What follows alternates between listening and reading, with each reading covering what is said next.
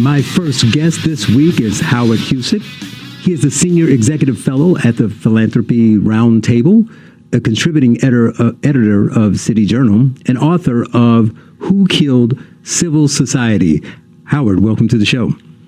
Charles, thanks so much for having me. Happy New Year. Happy New Year, sir. It's great to have you, and this is going to be a fun topic. You know, I wanted to have you on to talk about philanthropy in America, you know, past, present, how we did it before, what's going to happen in the future. But I want to start with your book, Who Killed Civil Society, The Rise of Big Government and Decline of Bourgeois Norms. And I think everyone understands the big government part of the title, whether they agree with it or not. I think it's helpful. They understand what it means, but they may not understand the bourgeois norms. Can you start by telling us what these are? Well, you know, people sometimes hear the term bourgeois norms and they picture kind of European guys running around in funny costumes, and they're the burghers and they're bourgeois. And Karl Marx said bourgeoisie is really bad, so how can anybody defend that kind of thing? But think of it this way. Bourgeois norms are getting educated, having good manners, putting things off now so you can have something better tomorrow, planning your life, deferring gratification. Marriage is a bourgeois norm. Having two parents, that's a bourgeois norm. And people talk a lot about, well, we need social programs to help people improve their lives. There's just a limit. And that's the theme of the book. There's a limit to how many people you can actually reach with social programs. Norms are what matter. If there's no crime because people don't want to be criminals, that's a lot better than having a whole lot of police. If there's no tax evasion because people say, you know what, it's my duty to pay my taxes, well, then you don't need a whole lot of tax police. So norms are important, bourgeois norms are important, and we've fallen away from them a little too much. Yeah, that's clear and simple. And you know, falling away would be a problem. You know, the human nature's flawed. So, you know, we have ebbs and flows in that. But it's kind of beyond that, isn't it? It's like they're under attack. You know, we can talk about Amy Wax being attacked for suggesting that some of the problems that we have could be fixed by bringing back some of these norms. And you know, I don't think those people who are vigorously opposed to these norms, who are out there saying we need to not, I mean, they don't specifically say we need to not have, well, Black Lives Matter does say we don't need to get married. But anyway, they don't specifically say that the things you just said are bad. They just say that these norms are bad, but they don't realize the good that is done for society by these. Can you talk about the benefits of these norms? Well, you know, I think there's to be fair to the people who whether oppose bourgeois norms or critique them, they're saying we should be tolerant of all forms of family. We should be tolerant of certain behaviors that may be outside the norm, because there was a time when things that we think are acceptable now were not tolerated. And they have a point about that. But if you look at who's in poverty in this country, right? Only 8% of children born to two parents and raised in two-parent families are in poverty. Children in single-parent families, over 40, 50%, much, much higher. The benefits of being raised with two parents, of being, you know, put on what people used to call the straight and narrow way, old school values. We can find many names for them. Pay off. Some people talk about the success sequence. There's two social scientists from the Brookings Institution, which is not a conservative place, Isabel Sawhill and Ron Haskins. Ron's a Republican, Isabel Sawhill's a Democrat. They conceived of this success sequence. Finish school, don't have children before you get married, hold a full-time job and finish your education, and you won't be poor, even in a country where things can appear to be stacked against you. You may not get rich, but you won't be poor. And that's a better outcome because of what they call this success sequence, which is a little bit more of a contemporary name for what I'm calling bourgeois norms. Right. And there's two things that can be taken from that. One would be, you know, obviously we have to live and operate in the culture that we're in now. And there's this big push to talk about white privilege. So they talk about that pattern for success in a sense, and a lot of that has to do with the combination of what people are calling white privilege and other types of privilege. Later on I'm going to talk about America and what's different, but there's a privilege to being born in America. There's a privilege to being, like you say, having two parents. There's a privilege to some of these other things. So it's not really, a race thing. Sometimes it's not even a class thing. It's what you do. So it gets to my other point. Isn't this thing, shouldn't it be focused on not about whether you are respectful to people who are living in different situations, but we should just be focused on what works. We can look at this thing and, like you say, the numbers prove that this dramatically increases your ability to be successful. So why not doing it from that respect as opposed to people forcing you into some other type of lifestyle or something like that? Right. Well, again, I'll try to play devil's advocate to myself because, I heard the mission statement of your program. We're trying to get out of partisan divides. I understand that some people feel that the deck is so stacked against people, African American people, for instance, that even if you do the right thing, it's not going to work out. And therefore, promoting these bourgeois values, the success sequence, is a form of white privilege because it won't work for other people. The problem with that line of reasoning is that it does work for people. It is working for people. It is working. You got proof. And the most dispiriting message, to me, the most dispiriting message that we can send to young people of color is the message of systemic racism. Because it's a message that says, doesn't matter how hard you try, it's not going to work out for you. But that is not true, in my opinion. Well, no, it's definitely not true. Because one or two, you can say the system can stop blacks from succeeding, and one or two people might eat through and say, so what, that's one or two. They used to do that 20, 30, 40 years ago. But now the floodgates are open, so it's kind of hard to point to the million people who are successful and say, that's just one or two people. It's silly. But the norms you talk about, back to the norms, they are, in fact, they're norm. You go back a generation to when I was little and way before that, it was just a norm. It's just like, of course, that's a way. It didn't mean people followed them, but they understood that's what you did. So if that's the case, I guess the next logical question is going through the title of the book is you say that they're declining. So why are they declining? Well, the book title, Who Killed Civil Society, one of the problems, and this is why I implicate big government. And, I'm not an anti-government conservative. I don't believe we should abolish Social Security. I don't believe there should be no public assistance. There should be no safety net. I don't believe any of those things. We need all of those things.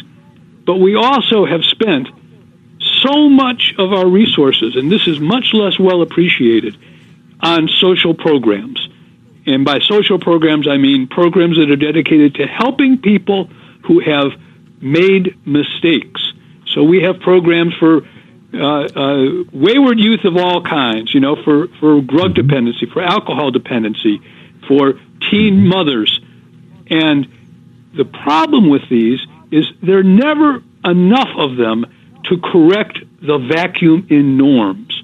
If the norm is, there's no real pleasure in getting drunk and getting high. That's a transitory feeling, but there's no life satisfaction in that. If you understand that to be a norm, well, then you just don't do that. You don't have to go to a 12-step program. We don't need to fund 12-step programs. And to the extent that we spend more and more of our resources on 12-step programs and the various variations of those things, fixing the problem after it's developed. I talk about the formative versus the reformative. We put there's an agency called the Administration for Children and Families. It's part of Health and Human Resources. It spends, ready for this, $55 billion a year on these reformative types of programs, fixing the problems after the horse has left the barn, if you will. And what I'm saying is you're never going to get things right that way. Somehow you need the values, the bourgeois norms, in advance. You need the formative rather than the reformative. And we've shifted to the idea that not only can the reformative work, but it's got to be funded by Washington. and addressed that way. Yeah, and we're going to talk about the way we use, like I said, past, present, and future. So spend some time with how we used to do things. When we come back with Howard Husock, Senior Executive Fellow at the Philanthropy Roundtable. I keep saying that wrong. You're listening to The Charles Love Show on AM 560, The Answer. Now, more of The Charles Love Show on AM 560, The Answer, with your host, Charles Love. Welcome back. I am joined by Howard Husock, Senior Executive Fellow at the Philanthropy Roundtable and author of Who Killed Civil Society. When we left, we were discussing the decline of bourgeois norms, and now I want to discuss how this decline affects philanthropy. Can you start by telling the story in your book about how the society saved your father? Well, I appreciate your bringing that up. It's about the anniversary of my father's death, so he's on my mind. But when my father was orphaned in the Great Depression in 1929, and he was placed in foster care, but there was no public foster care system at that time. Can you imagine? There was no foster care system. You had Catholic Charities, but Catholic Charities didn't get its money from the government at that time. It got its money from parishioners. My father was raised in Philadelphia, in South Philadelphia, in a tenement district. That's what they call them. And he was looked after by a completely philanthropically supported organization. Completely philanthropically supported. And what they did, they took it upon themselves to check out all the people who wanted to be foster parents. They didn't just say, well, you're on the list, fine. No, they wanted to make sure that you were going to provide a good home. Even in the Depression, each child who was in foster care, because that foster care was being paid for by philanthropic dollars, they wanted to make sure they were getting what they paid for.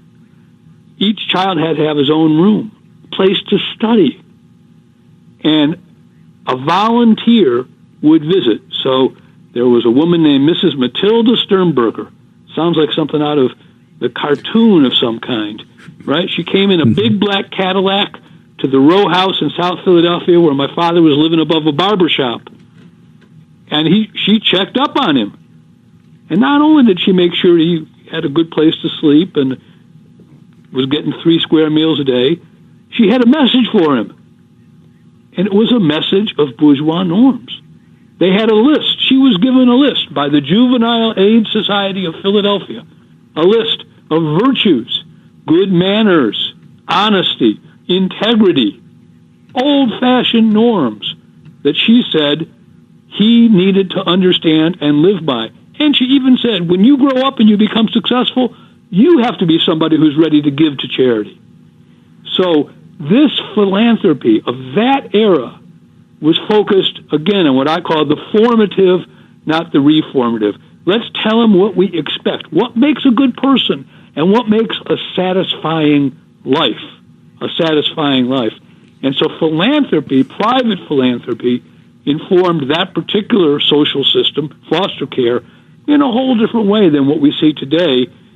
We all know the horror stories of foster care, and it's heartbreaking. Mm-hmm.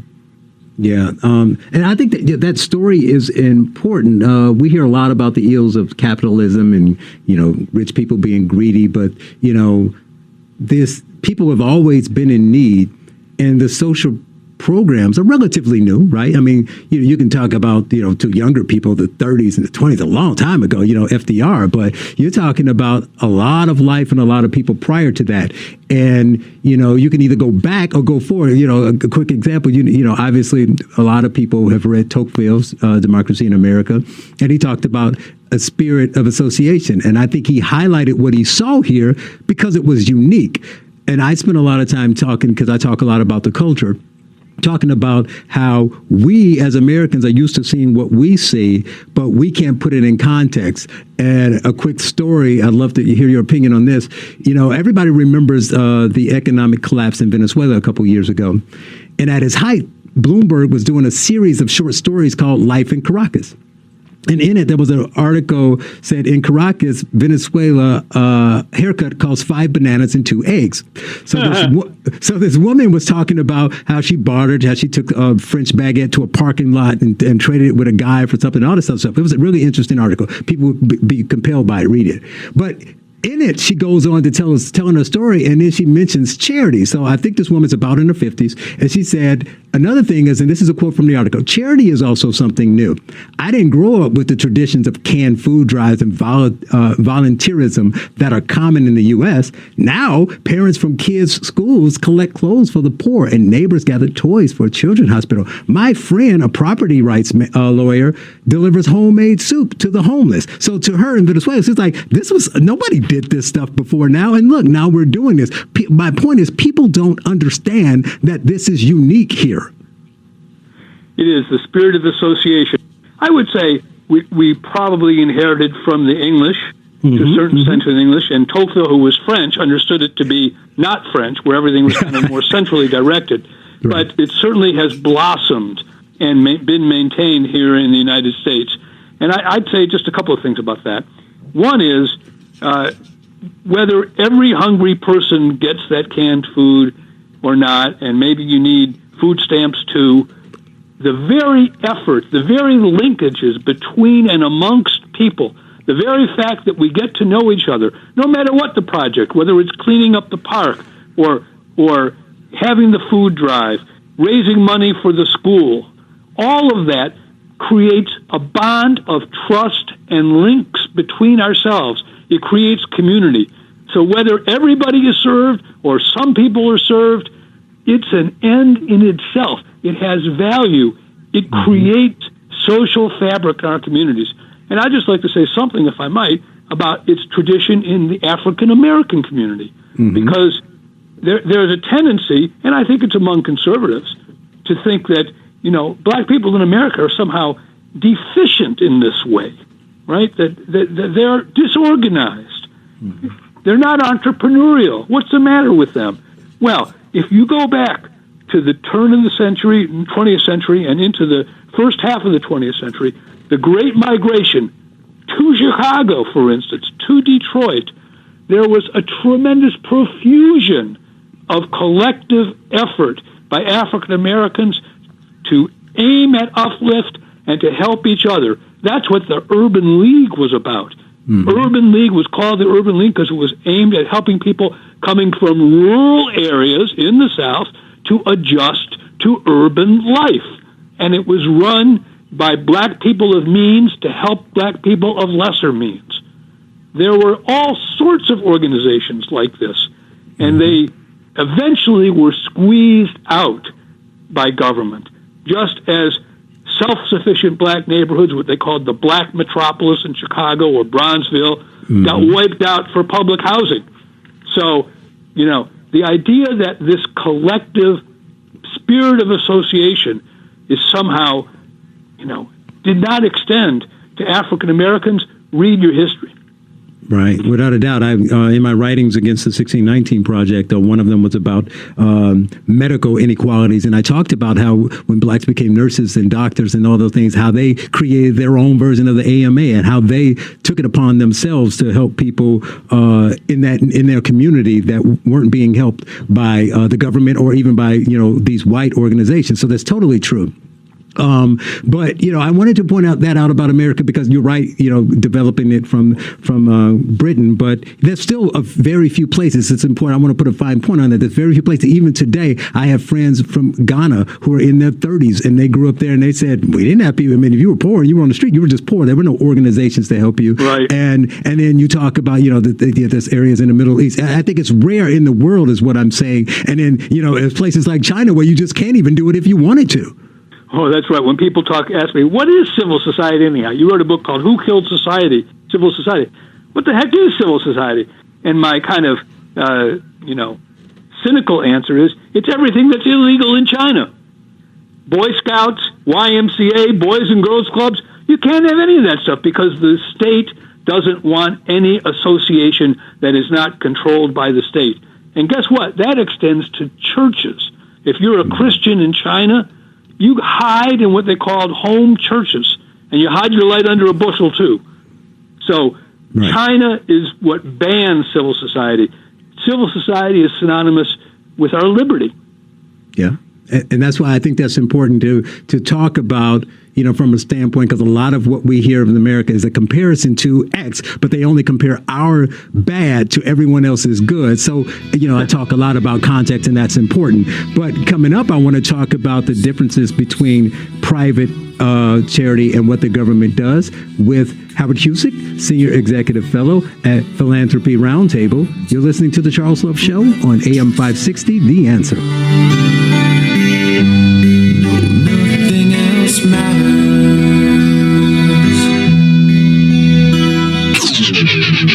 Now, more of the Charles Love Show on AM 560, The Answer, with your host, Charles Love.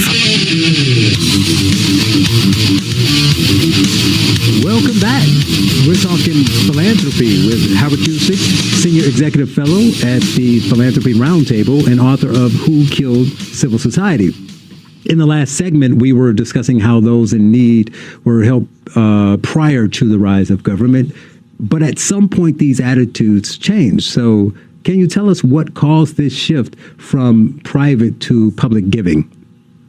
Well, it was not crazy, and it's somewhat understandable. You want to reach as many people as you can. And so when the Depression came along, social service advocates, as we would call them today, said, we're not going to feed all the hungry just because rich people donate something. We need the government to step in. And for basic safety net services, that is true. It's still true that we're seeing here with today in this terrible pandemic that unless so-called PPP government loans come to people, they're not going to have money. We can't just expect charity to do all these kind of basic safety net functions. But we took things a step too far. We decided that the kinds of interventions in people's personal lives, the kind of prevention that Boy Scouts and 4-H, all of these kind of things, they were no longer important. They weren't necessary. Government could supplant them. Government does a pretty good job cutting checks. As anybody who in your audience who gets Social Security or Medicare, government can do a pretty good job cutting checks. It's been a little slow in this pandemic, but it hasn't done a terrible job. It's good at that. Government is not good in helping to set people in a right spiritual and behavioral direction. That is not what we look to government to do. And as government has moved into that sphere and crowded out private philanthropy, it started to erode the good social norms that people need in order to succeed. Right. I think that's you hit it on the head. That is the bigger problem. Even when they did that then, the majority of society still believed in these norms, right? Right. So that made it effective because you're helping a greater number of people, but you're not, contradicting those private organizations that put like a stick with the carrot in a sense. Like, we'll give you money, we'll help you, but you need to follow this regimented kind of thing. Well, now we just give them money and say, we give you money because you meet the criteria. We really don't care what you do afterwards. And that's part of the problem. So this shift in culture has made it worse. And I also think that, I'd love to hear your opinion on this. I've always said two things. One, I think that, like you, as a conservative, though, I do believe that the government has a role to help, but I just think that we've reversed the process. Like, I don't think it should be government, then all the other stuff. I just think it should be family, then community, and this. And I think that's the shift. We used to, I guess my point is, I believe that the government's massive work in this space has caused people to abdicate their responsibilities because you used to have multi-generations in the family, extended family that would help you, your sibling, your cousin if you got into trouble. Then you go to the church. Then you go to the community and work your way up. Now you got siblings who live in single people living in 2 or 3 bedroom apartments, got plenty of money, and their sister needs help. They send her to a government office, right? Right. And I also think that I know personally far too many upper middle class families who don't do anything in that close community, but they just proudly state that I'm willing to pay more in taxes, and then the government will fix it. So in that sense, we hurt the problem. Even though the government can help more people, it doesn't stop the people from doing those things you talked about before. No, that's right. And also keep in mind, these networks of help that we create in our communities, they are important just in their own right. Just knowing people, just walking down the street and knowing Mrs. Jones because you helped her and then she helped you, that makes a neighborhood. That's what makes our lives richer and helps us trust our neighbors. So it's an end in itself. I see the government going off the rails in other ways, Charles. This will sound crazy to maybe some of your listeners, but a subject that drives me crazy is the lottery. The lottery gives you the message all day long, you can get rich instantly. You just hit the lucky number, you'll get rich instantly, as opposed to work hard, put your nose to the grindstone, and you will have the satisfaction of success through your own efforts. It's almost like we planned this already because it's leading to the other questions. I want to add one piece really quickly. Do you think that this dramatic shift in what's considered, quote unquote, standard quality of living has contributed to the problem? Like before, they're like, you get to this level and you won't be rich, but you'll be comfortable. But whatever that level was in the 1930s and the 1950s is totally different now. There's a different expectation now, right? Well, I think so. There's this tendency to think, well, I want to live large. You know, that celebrities, they've got such a great life. I want to be like them. You know, I don't want to be a plumber. I want to be a basketball star. I want to be a rap star. I don't want to be an insurance agent. But there is life satisfaction in doing these kinds of jobs that help people, that help our society hold together. Right. And wanting to do that is fine. You just shouldn't have an expectation that someone else should allow you to do it regardless. So coming up, we'll talk about how do we improve the charity in America, both by increased giving as well as effectiveness. You're listening to The Charles Love Show on AM 560, The Answer.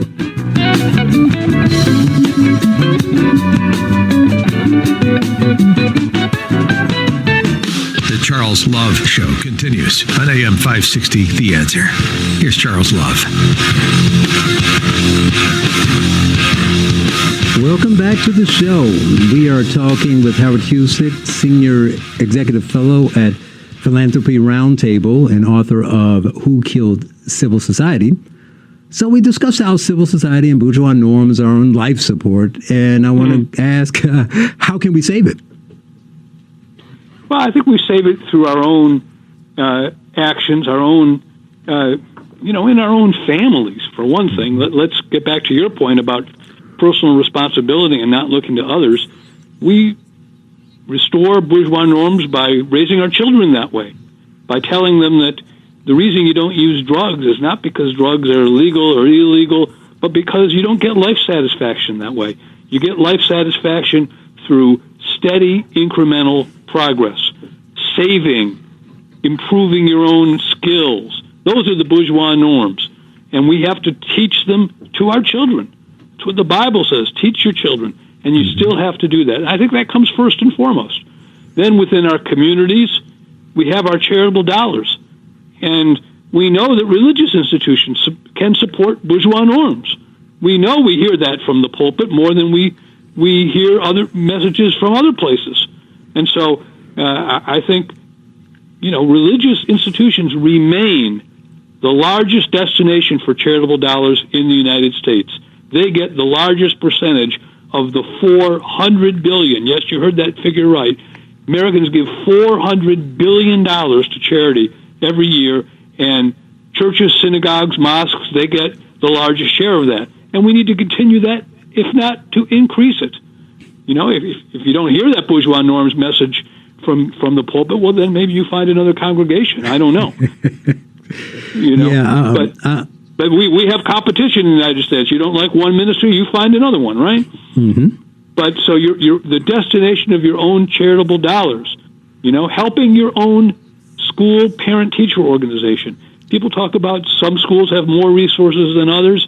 Well, your volunteer labor matters too. If you're the parent who shows up and helps with the bake sale, that helps the teacher, that helps with the school cleanup, that's a bourgeois norm. That shows not only your own child, but your own community. When you have a group of parents that join together, that's a bourgeois norm. We can take things on ourselves. So I think we don't have to look to big programs. We don't have to look to big government for sure. We have to look to ourselves to model and act on our idea of how we make society a better place through our own funds, even if they're limited, and our own volunteer action. That is great. I want to share a lament with you and get your comment on it. I've often said, especially with the way the culture is going in this big social push, I get mad. I'm speaking in generalities, of course, but I get mad at the Jewish community and a lot of the immigrant communities because, you always heard, to practice what you preach, that they don't preach what they practice. I feel that, and it's particularly like you talked about conservatives being the main group who think that, these black African Americans don't have agency to do things on their own, which is true. I say these groups tend to be, because they tend to, on the norm, do what you talk about in their households, right? You're going to get educated. You're going to do the right thing. You're going to do that. Then they go out there. They don't realize it. They don't intend it. But then when they go out there and they say, well, you can't blame that guy for knocking over the liquor store. He's black. He grew up hard. You can't blame that. What they don't realize what they're saying is, well, it's okay for black kids to steal or to rob or to do bad things because they don't know any better. Their parents didn't teach them any better. But I would never let my kid do it. So, you got Indian and Asian American immigrants. You got Mexican immigrants who come here, Somali African immigrants who come here and they're successful, and they teach that in their home nonstop. And then they go to a march saying, leave the black people alone. And it just makes me so mad. I said, if you just said that they're right, and if they only did what we did, they will make it, we would be better off. Right. It's the soft bigotry of low expectations, as the man said, right? Right. And it's patronizing, and it's wrong, and it undermines upward mobility. So I couldn't agree with you more about that, Charles. And it used to be, let's go back in history again. I love to go back in history. In Chicago, 1890, there was a lady named Jane Addams, and she started an organization called Hull House. She was a rich lady, came from Rockford, Illinois. Father was a big factory owner. She decided she was going to settle in the poorest part of the city. And she started a settlement house for other people who wanted to settle. And they modeled exactly what you're talking about. They preached what they practiced. And the elites of that era, if you will, they preached what they practiced. They had the self-confidence and the confidence in our American system as one that had inequalities, it had inequities, but it could be pushed and pried open for everybody. And that's our goal. Pry the door open. That's what James Brown said. What did he say? He said, I don't want nobody to do nothing for me. Open the door, I'll do it myself. I'm quoting James Brown. And a long song title. All that was the title of the song. Yeah, well, that's true. I think it was. He had an A and a B side, James. Yeah, but that's true. It's like there's nothing wrong with helping or seeing inequalities and want to fix it. But when you go to the length of saying, well, they can't help themselves but for, you're saying that we are not the same. And it just seems to be particularly, the racists have their thing, but these are people who aren't, racist in the traditional sense, but they go out and they do this, and it just bothers me so much. I watch you, and you're out there with your picket sign, and you're saying this: leave the blacks alone. They can't graduate. Why test them the same way as us? They're not the same, and they don't realize. So as they walk around talking about racism, how they are contributing to the problem, and I think that if we got them to focus on that and to preach what they practice, we can change that. Coming up, our final segment with Howard Husock, Executive Senior Fellow at the Philanthropy Roundtable. You're listening to The Charles Love Show on AM 560, The Answer. That's true. You like me and I like you. The Charles Love Show continues on AM 560, The Answer. Here's Charles Love. Welcome back to the show. Talking Philanthropy with Howard Husock, Senior Executive Fellow at the Philanthropy Roundtable, and author of Who Killed Civil Society. So this is our last segment. I got to give you an opportunity to do so. Can you tell the people about the work you do at the Philanthropy Roundtable? Well, the Roundtable is a group of about 600 philanthropic organizations. A lot of them are foundations. And we take it as our mission to help guide them to the most effective kinds of philanthropic giving that can be found. So if somebody is interested in education, we'll try to expose them to, say, a charter school network that is really uplifting people from kids from disadvantaged backgrounds and bringing it up to the highest level, to find organizations that are helping those with substance abuse problems that are showing the best results. And so we try to stay away from organizations. All they do is advocacy. Let's get the government to do more. No, let's find out how we can use our $400 billion. I hope people hear that number. It's almost 3% of our gross domestic product.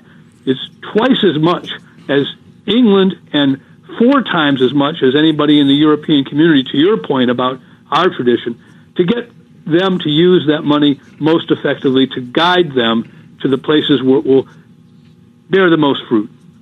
I love that, because I think that I'm sure you will agree. I look at this kind of the same way I look at racism, in the sense that racism exists. It's toxic, but it doesn't really control your life. But beyond that, even if it does, you can't control what other people think. So you need to go through life and focus on the things you can control and what matters. So the same thing here. No one's saying that you need to get rid of every social program. It should be a supplement to what the people do, but there's things that the government can do that can, stretch beyond. But, instead of focusing on reducing the social services, like from people on the right like me, who would be like, oh, the government shouldn't be doing this. Instead of focusing your energy to try to change that and to minimize those things, what you do is, like what your organization does. If you focus on finding the effective organization and you give that $400 billion, or maybe even get it up to $500 billion, right, why not? Organizations that work, what will happen is eventually the government will realize, well, we don't need this as much as we used to, and it will go down on its own. We'll transcend the need for some of the government programs. And I just have to say something about our pandemic that we're facing now. There was in 2016, the Gates Foundation, which is our largest philanthropic foundation, they gave $100 million to the Moderna company. You might have heard of them because they just developed this vaccine that we're about to use. Nobody heard of them at the time. Gates gave them $100 million to develop a vaccine against AIDS. Didn't work out.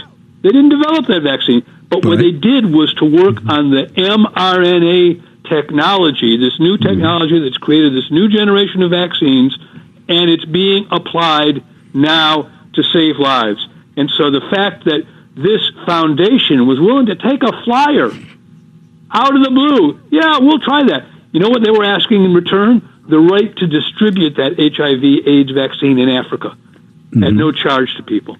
That's what philanthropy can do. That's phenomenal. I mean, we could leave it there, but you got about a minute if you want to give us a final thought. Well, we're on the same page. We're on the same page, Charles, and I hope people feel that they can take control of their own lives. I think that's the point you're making. Right. And we need, as people, anybody who is a person of means has an obligation to help others in their quest to take control of their lives and to help them believe in their own selves. Yeah, and so the I know you're helping to do that, so I thank you on America's behalf. Yes, thank you very much. And just give. That's the answer. Give. He is Howard Husock, Senior Fellow at Philanthropy Roundtable and author of Who Killed Civil Society. It's been great talking with you, and thank you for your time.